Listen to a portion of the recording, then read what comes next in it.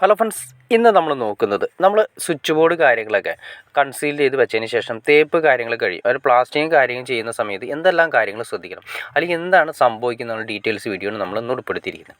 നിങ്ങൾ കാണുന്ന പോലെ തന്നെ ചെറിയ റൂമാണ്. ആ റൂമിൽ ഇരിക്കുന്ന സ്വിച്ച് ബോർഡ് കാര്യങ്ങൾ നമ്മൾ ഉപയോഗിച്ചിരിക്കുന്നത് മെറ്റൽ ബോക്സ് ആണ് ഉപയോഗിച്ചിരിക്കുന്നത്.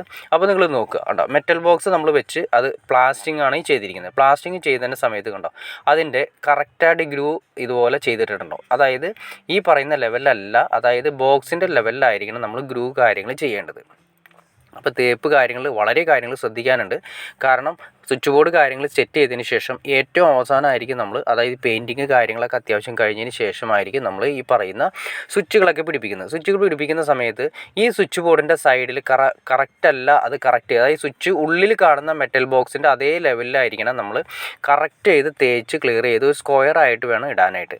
അതല്ല പുറത്തേക്ക് നിൽക്കുന്ന പ്രൊജക്ഷൻ രീതിയിൽ, അതായത് സൈഡ് കാര്യങ്ങളൊന്നും കറക്റ്റ് ചെയ്യാതെ, ഒരു ഗ്രൂ ഒന്നും കറക്റ്റ് ചെയ്യാതെ, ഒരു വിട്ട് ഗ്യാപ്പുകൾ ഉണ്ടെങ്കിൽ നമ്മൾ പ്ലേറ്റ് പിടിപ്പിക്കുന്ന സമയത്ത്, അതായത് സ്വിച്ച് ബോർഡിൻ്റെ എക്സ്ട്രാ പ്ലേറ്റ് പുറത്ത് പിടിപ്പിക്കുന്ന സമയത്ത് എല്ലാം കഴിഞ്ഞ് ഫിനിഷിങ് കഴിഞ്ഞതിന് ശേഷമായിരിക്കും അവിടുത്തെ ഗ്യാപ്പ് കാണുന്നത്.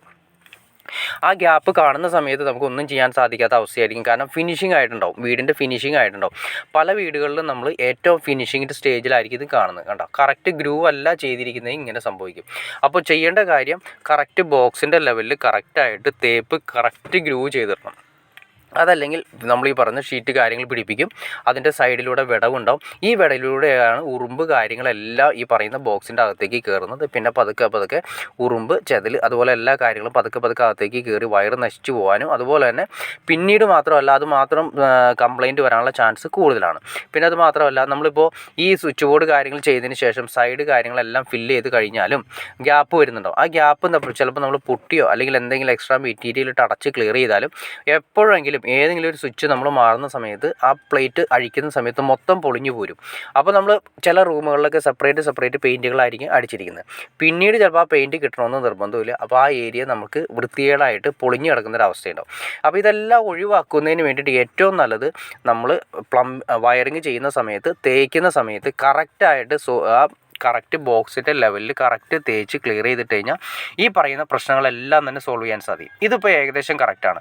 അപ്പോൾ അത്യാവശ്യം അങ്ങനെ ചെയ്തിട്ടില്ലെങ്കിൽ എന്ത് സംഭവം എന്ന് വെച്ചാൽ ഞാൻ പറഞ്ഞ പോലെ തന്നെ, അതായത് ഒന്നും ചെയ്യാൻ പറ്റാത്ത സൈഡിൽ പ്രൊജക്ഷൻ വരികയും അതിലൂടെ ഉറുമ്പ് കാര്യങ്ങളൊക്കെ അകത്തേക്ക് കയറും, ചേർന്നിരിക്കില്ല, അതിൻ്റെ പ്ലേറ്റ് ചേർന്നിരിക്കാത്ത ഒരവസ്ഥയും കൂടി വരും. അത് കൂടുതലും കണ്ടുവരുന്നത് നമ്മളിപ്പോൾ പണ്ടൊക്കെ ആണെങ്കിൽ നമ്മൾ ഹൈലൈറ്റ് ഷീറ്റ് കാര്യങ്ങളൊക്കെ ആണെങ്കിൽ നമുക്ക് പുറത്തേക്ക് പ്രൊജക്ഷൻ ഉണ്ടായിരുന്നു. ഇപ്പോൾ മോഡുലാർ ടൈപ്പ് പ്ലേറ്റുകളായതുകൊണ്ട് കറക്റ്റായിരിക്കും ബോക്സ് വരുന്നത്. ലെഗ്രാൻഡ് പോലുള്ള കമ്പനികളാണെങ്കിൽ കറക്റ്റായിരിക്കും ബോക്സിൻ്റെ സെയിം ലെവലിൽ 2-3 mm മാത്രം പുറത്തേക്ക് പ്രൊജക്ഷൻ ഉണ്ടാവുള്ളൂ. അപ്പോൾ ഈ പറയുന്ന സൈഡിലെ വിടവുകളെല്ലാം തന്നെ പുറത്തേക്ക് കാണാവുന്ന രീതിയിലായിരിക്കും അങ്ങനെ വരുന്നത്. അപ്പോൾ അതൊക്കെ ഒഴിവാക്കി ചെയ്യാനായിട്ട് ശ്രദ്ധിക്കേണ്ട കാര്യമാണ് നമ്മളിന്ന് ചർച്ച ചെയ്ത്. അപ്പോൾ ഓക്കെ ഫ്രണ്ട്സ്, നിങ്ങൾക്ക് വീഡിയോ ഇഷ്ടപ്പെട്ടെങ്കിൽ തീർച്ചയായിട്ടും ലൈക്ക് ചെയ്തേക്കുക, ഷെയർ ചെയ്തേക്കുക, ചാനലൊന്ന് സബ്സ്ക്രൈബ് ചെയ്തേക്കുക. ചാനൽ സബ്സ്ക്രൈബ് ചെയ്താൽ മാത്രമേ നമ്മൾ ഇതുള്ള വീഡിയോസ്, ഇൻഫർമേഷനായ വീഡിയോസ് ചെയ്യാനുള്ളൊരു മോട്ടിവേഷൻ ലഭിക്കുകയുള്ളൂ. അപ്പോൾ തീർച്ചയായിട്ടും ചാനലൊന്ന് സബ്സ്ക്രൈബ് ചെയ്തേക്കുക. ഓക്കെ ഫ്രണ്ട്സ്, അടുത്ത വീഡിയോയിൽ കാണുന്നവരെ ഓക്കെ.